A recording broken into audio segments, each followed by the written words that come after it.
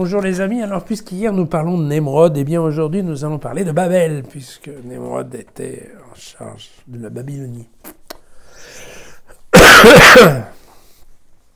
La terre entière se servait de la même langue et des mêmes mots. Or, en se déplaçant vers l'Orient, les hommes découvrirent une plaine dans le pays de Shinéar et y habitèrent. Ils se dirent l'un à l'autre, allons, moulons des briques et cuisons-les au four. Les briques leur servirent de pierre et de bitume, et le bitume leur servit de mortier. Allons, dirent-ils, bâtissons-nous une ville et une tour dont le sommet touche le ciel. Faisons-nous un nom afin de ne pas être dispersés sur toute la surface de la terre. Alors le Seigneur descendit pour voir la ville et la tour que bâtissaient les fils d'Adam. « Hé, dit le Seigneur, ils ne sont tous qu'un peuple et qu'une langue, et c'est là leur première œuvre. Maintenant, rien de ce qu'ils projetteront de faire ne leur sera inaccessible. Allons, descendons et brouillons ici leur langue, qu'ils ne s'entendent plus les uns et les autres. » Et de là, le Seigneur les dispersa sur toute la surface de la terre, et ils cessèrent de bâtir la ville. Aussi lui donna-t-on le nom de Babel, car c'est là que le Seigneur brouilla la langue de toute la terre, et c'est de là que le Seigneur dispersa les hommes sur toute la surface de la terre. Un texte qui peut un peu nous surprendre parce qu'on n'est pas tellement habitué à un Dieu qui mettrait les bâtons dans les roues de son peuple. Et là, c'est exactement l'histoire qu'on nous raconte, avec quand même aussi une petite surprise. Vous voyez que là, on nous dit que le peuple, la terre entière se servait de la même langue et des mêmes mots. Ouais, c'est pas du tout ça ce qu'il y a dans le chapitre 10. Au chapitre 10, au contraire, vous aviez décrit « C'est à partir d'eux que se fit la répartition des nations dans les îles. Chacun eut son pays suivant sa langue et sa nation et selon son clan. » Vous vous souvenez, c'était la division entre les trois fils de Noé. Je vous avais dit. Au nord-ouest, au nord-est, et puis Cham qui prenait la partie en dessous. Et il était bien clair qu'en effet, chacun avait sa langue. Et là, de toute évidence, ce n'est pas le même auteur. On est aussi un petit peu surpris d'ailleurs par le plan de ce passage, parce que il aurait été quand même plus logique qu'on parle de Babel quand on parlait de Nemrod, puisque typiquement, on nous a parlé des trois fils, et puis là, le chapitre qui vient après, on nous parle de celui qui est lié à Babylone. C'est un peu étrange, non? Donc, alors, la construction d'une tour immense, bon, mais bien évidemment, ça fait penser.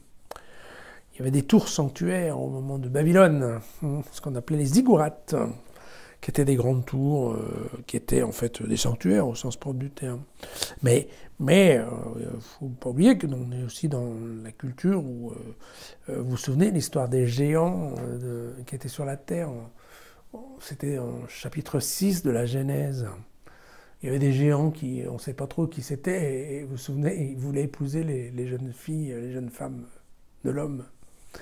Vous voyez, cette dimension de taille, d'énormité, c'est quelque chose qui est un peu courant dans ces textes-là. Et puis, bien entendu, il peut y avoir aussi l'idée là-dedans que la tour, c'était aussi l'arrogance des Assyriens. Et vous vous souvenez qu'en moins 550, c'est le moment où voilà, Babylone va poser un sérieux problème à la Syrie, et la Syrie va s'effondrer, et il va y avoir en effet plein d'exilés. Donc peut-être c'est ça l'image également, on ne sait pas trop. Ce qui est vrai, c'est qu'on peut voir dans ce texte en fait une lecture un peu parallèle du déluge, puisque globalement, voilà, Dieu remet un peu son peuple à sa place, quoi. Quand il trouve que ça ne va pas, voilà, Dieu prend des décisions. Et donc, typiquement, voilà, il leur a balancé la flotte dans le déluge, et puis là, voilà, il fait s'écrouler la tour, et puis il envoie tout le monde se répartir. Qui peut, là, c'est évidemment, alors ça nous est présenté ici comme Dieu aurait peur, de la même façon, vous savez, dont il avait placé des chérubins pour éviter que les hommes ne reviennent toucher à l'arbre de la vie dans le jardin d'Éden. L'homme aurait peur de la violence, Dieu aurait peur, pardon, de la violence de l'homme. Et là, Dieu aurait peur de sa créativité. D'où la décision de saper l'harmonie. Est-ce que l'homme va tout réussir? Est-ce qu'il y a un danger pour Dieu? C'est une lecture qui ne nous amène pas très loin. Il y a par contre une deuxième lecture qui est un peu plus intéressante. En effet, on devrait être alerté parce qu'il y a un mouvement qui est vers l'Orient. On se souvient que déjà Caïn était envoyé vers l'Orient, et il me semble que Adam aussi. Le texte, ce que nous dit exactement, c'est le texte nous dit que le peuple a peur d'être dispersé. D'accord? Et que donc il a un projet de construire une ville et de tous se regrouper dans la ville sous un même nom. Sous un même nom, ça veut dire que globalement, en fait, les différentes filiales, enfin les différentes branches de l'arbre généalogique pourraient se retrouver concentrées. Or, c'est pas du tout le programme. C'était pas du tout le programme de Dieu. Vous vous souvenez que Dieu, lui, il a dit, au contraire, soyez prolifiques, reproduisez-vous et envahissez la terre, couvrez toute la terre. Or là, les hommes sont en train de dire, non, nous on a peur d'être, donc on va se concentrer. Et ça, évidemment, ce n'est pas le plan de Dieu. Et donc, effectivement, quand la créativité, l'ingéniosité de l'homme va contre les plans de Dieu, eh bien, effectivement, Dieu prend un certain nombre de mesures. Et donc, c'est ce qu'on a ici. Quand on y pense, Dieu a passé toute la partie de la Genèse, c'était séparer, vous vous souvenez? Séparer, identifier, nommer chaque espèce. Et là, les hommes sont sur un projet qui est contraire. Au contraire. On rassemble, on met tout sous le même nom.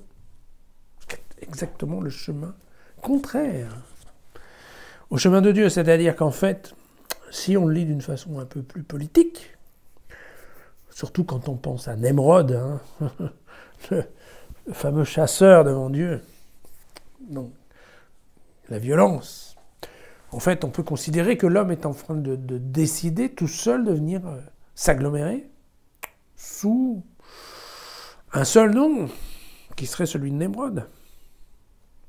On va presque dire un système, une dictature. Et une homogénéité.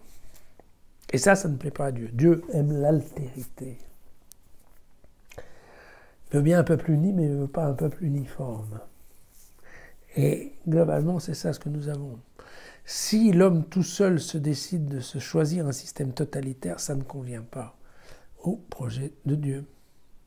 Et donc, Dieu va brouiller les langues, voilà. En brouillant les langues, il va garantir, en fait, la diversité de l'humanité.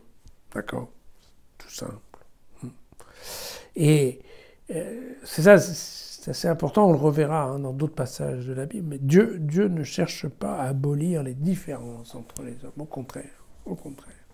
Il cherche à maintenir et à garantir l'altérité des personnes. Et c'est un texte qui est quand même intéressant parce que vous voyez, ici, le peuple, en fait, il a peur de perdre son identité. Et il a peur de l'étranger, d'aller à l'étranger. Marrant, non? Entendre ça aujourd'hui. Fait un peu réfléchir, n'est-ce pas? Et puis bon, l'histoire du bon Dieu qui doit descendre pour aller voir ce qui se passe sur Terre, là, ça nous fait carrément rigoler, mais bonne dose d'humour, ça fait du bien. Voilà, vous êtes partie de la tour de Babel, qui peut nous laisser un petit peu songeurs. Qu'est-ce que voulait Dieu? Qu'est-ce que veut l'homme? Et si c'est pas dans la même direction, probablement, Dieu prend des décisions. Voilà. À demain.